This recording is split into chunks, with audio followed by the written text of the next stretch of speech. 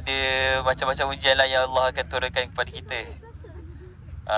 Mungkin ada ujian ketakutan, kelaparan, kekurangan harta, kematian, penyakit, hasil tidak menjadi ataupun yang lain-lain. Jadi kat sini tak bolehlah kita nak kata yang kita ni lah paling teruk kena uji dekat dunia ni. Sebab masing-masing ada ujian masing-masing, sesuai dengan kemampuan dan keadaan diri masing-masing lah. Yang kedua, daripada ujian-ujian ni, kalau seseorang tu boleh bersabar dengan ujian ni, dengan terang lagi bersuluk, Allah dah kata, Allah menjanjikan kabar gembira daripada Allah. Apakah sifat orang bersabar dengan ujian? Iaitu apabila seseorang tu ditimpa musibah, dia mengucapkan kalimah yang agung, iaitu Inna lillahi wa inna ilaihi raji'un. Ibu-ibu, ayah-ayah, apa yang Allah nak daripada seseorang hamba ni, kalau Allah uji hamba tu, Allah nak tengok sejauh mana kesabaran dia, dan Allah nak tengok pengaduan dia kepada Allah macam mana. Sebagaimana firman Allah dalam surah Al-Baqarah ayat 45-46.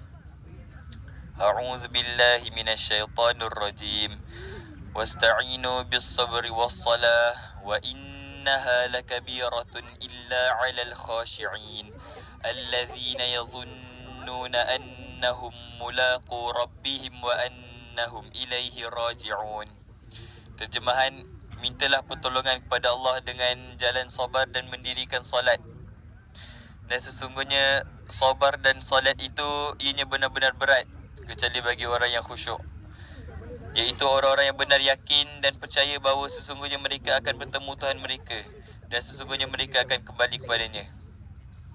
Ibu-ibu, ayah-ayah, marilah kita sama-sama pupuk diri kita, keluarga kita, serta masyarakat sekeliling kita dengan bersabar dengan segala ujian yang Allah turunkan.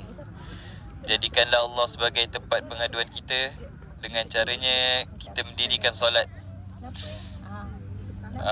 Dan juga marilah kita sama-sama belajar untuk memahami agama melalui menghayati terhadap isi-isi Al-Quran. Macam kita orang dekat Mahat ada belajar tadabbur, belajar semualah, ada kita orang belajar. InsyaAllah ustaz-ustaz mengajar pun hebat-hebat. Alhamdulillah. Setakat itu saja yang boleh saya kongsikan pada hari ini. Sekian daripada saya. Wabillahi taufiq wal hidayah. Wassalamualaikum warahmatullahi wabarakatuh.